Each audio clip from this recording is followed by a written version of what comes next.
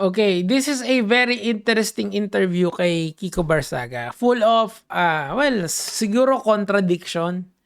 Kasi ang main point niya dito sa mga ginagawa niya, he wants to change the Congress, okay?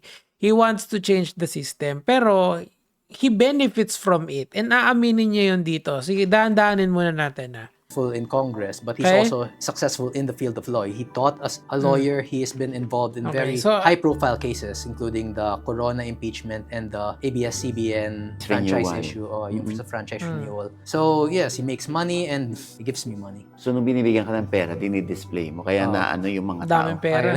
Ano ba to? Ano ka ba? Member ka ba ng networking? Kasi, Hindi, pero ang lagi ko ganyan dun yung mga crypto.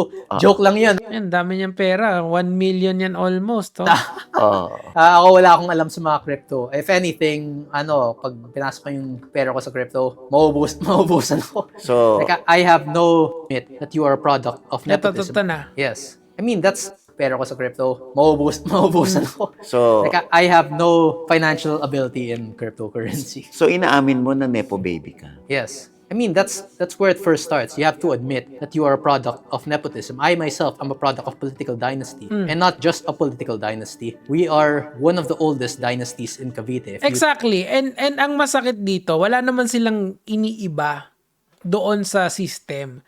Kasi look, if you really want to change the system, you should first admit kung ano yung sinabi ng Constitution. And his father knows this, of course. 'Di ba? And kasi syempre yung tatay niya is a successful lawyer according to him. Ano yung sinabi sa Constitution? Magsulat kayo ng batas that will prevent political dynasties. And here he is celebrating yung pagka-political dynasty niya. So, hindi ko gets yung theatrics at saka yung trabaho niya hindi nagtutugma. Kaya ako hindi masyadong believe sa kanya. He is a lawmaker. Okay, he creates law. Yun yung kaya nyo siya linuklok sa pwesto is to create laws in such a way na dapat ay magsusulat ka ng batas that will help the Filipino people. Kung talagang gusto niyang ibahin yung sistema, ibahin niya sa sarili niya. The political dynasties could end with him. Pero hindi naman niya ginagawa yun eh. Ano yung sinulat niya na batas? Insofar as his termino is concerned. Di ba wala naman? Di ba hindi naman siya nagsulat ng batas na gano'n? Anong ginagawa niya? Theatrics. Lahat naman ng tao at this point in time, gustong managot yung mga kongresista. That includes Romualdez and Saldico. Lahat yon. Di ba? Hindi nyo, nung ilang araw lang yung nakakalipas, hindi nyo naman kilala or hindi matunog yung pangalan ni Martin Romualdez sa inyo. Except for those people na talagang nakatutok sa politika. The House Speakership is not very popular. Ngayon, since nagkaroon ng issue about sa corruption, matunog na yung pangalan, 'di ba? Yung pangalan na Romualdez is vilified nowadays, 'di ba? Kasi pag dinikit mo yung pangalan mo sa kanya, mababash ka. And I experienced that as well. So, low-hanging fruit siya pagdating sa engagement farming. Pagdating sa rage baiting, low-hanging fruit yung pangalan ni Romualdez na tinatarget niya. Okay, pero does that really resolve anything? Ang sagot doon hindi. Kasi people are already angry sa sistema, not just kay Romualdez, not just kay BBM, but the whole fucking system. That's the problem here. Okay? Now, if you really want to change the system, maybe you should write laws that prevent this kind of political dynasties to emerge. Kasi yung after 10 years, after 20 years, nandyan pa rin kayo sa politika, makikinabang pa rin kayo sa politika. Yung pamilya nyo pa rin will be voted by the people of Cavite kasi popular kayo dun eh. May name recognition kayo dun eh. No need for the theatrics. The theatrics is just here. Para sa show, literal na ang point niyan is to engagement farm and to get as many guesting as you can. Diba? Kita mo ngayon, kay OG Diaz siya, ini-interview siya. Kasi parang ang tapang. Anyone is doing that right now. Kahit yung mga taong hindi ko gusto kinall out na rin si Romualdez. It's nothing special at this point in time. Kasi it's very obvious that he needs to answer for the things na nangyari nung speakership niya. under yung isa dun sa mga bataan niya na sa House Appropriation na si Saldico, kailangan silang managot. This is already a low-hanging fruit. What are you saying that you're trying to change the system because you're acting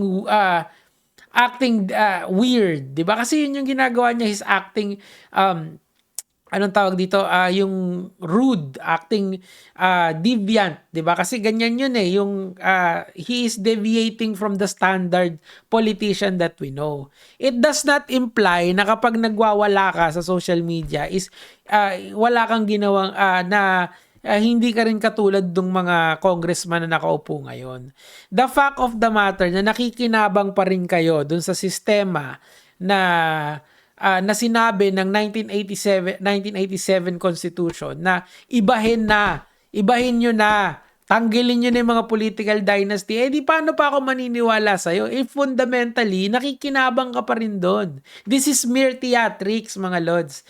Dito ako naiinis kasi people keep defending this guy. People keep comparing him to Vico Soto. This guy is nowhere near Vico Soto.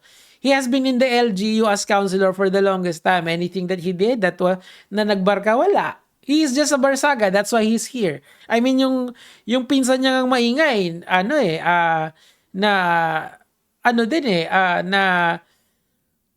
nakinabang din sa pagkabarsaga nila See my point here? If he really wants to change, then fucking write laws. Stop making a fool of yourself. 'Di ba? Hindi ko maintindihan and everyone in his family is already in politics. Doon pa lang talo na Doon pa lang wala nang kwenta Ano naman kung aminin mo yung pagka-nepo baby mo? Ano naman kung aminin mo kung nasa political dynasty kayo? Will that show you na nagre-repent ka? Hindi. Kasi meron akong mga kilalang ganyan Magaling lang sila sa na aminin yung mga pagkakamali nila. Pero have they done anything to change that? Hindi ba dapat yun yung ginagawa mo? If you really want to change something, you can. How can you do that? What, do you lobby for the speakership? No. You lobby for the eradication of political dynasty that you enjoy. I don't know, man. Nakakagulat tong mga galawan ngayon And now he is comparing us to Nepal. Malayo tayo sa Nepal.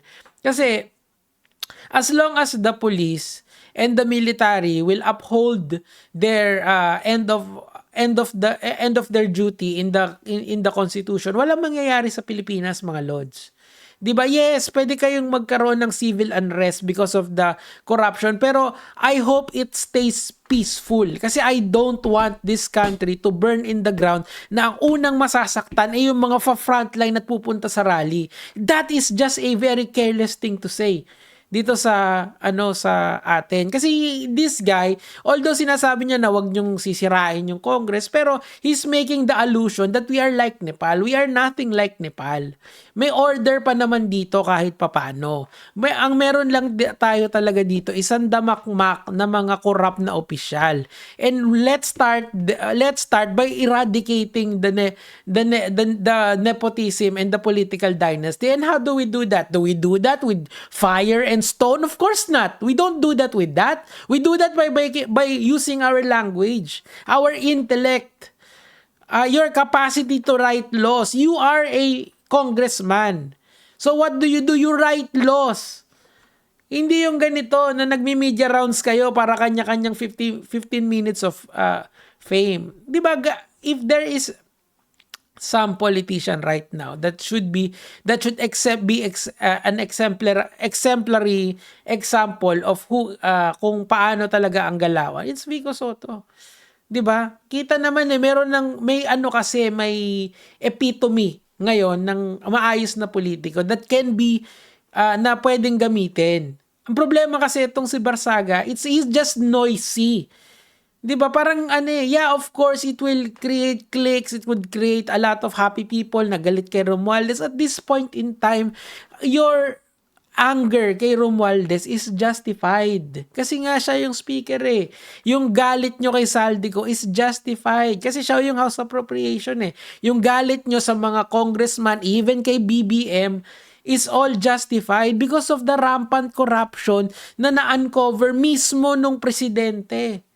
'Di ba? So who are you really up against? Or are you trying to just get attention for political clout in the future? Kasi there is civil unrest. And if there is civil unrest, if the rumors are true, mga kamatis, mga kaibigan, that i-hijack ng DDS yung mga rally at magsisisigaw sila ng bring him home at saka BBM resign, sino ba makikinabang dito? Si Vico Soto ba na si Tito Sen?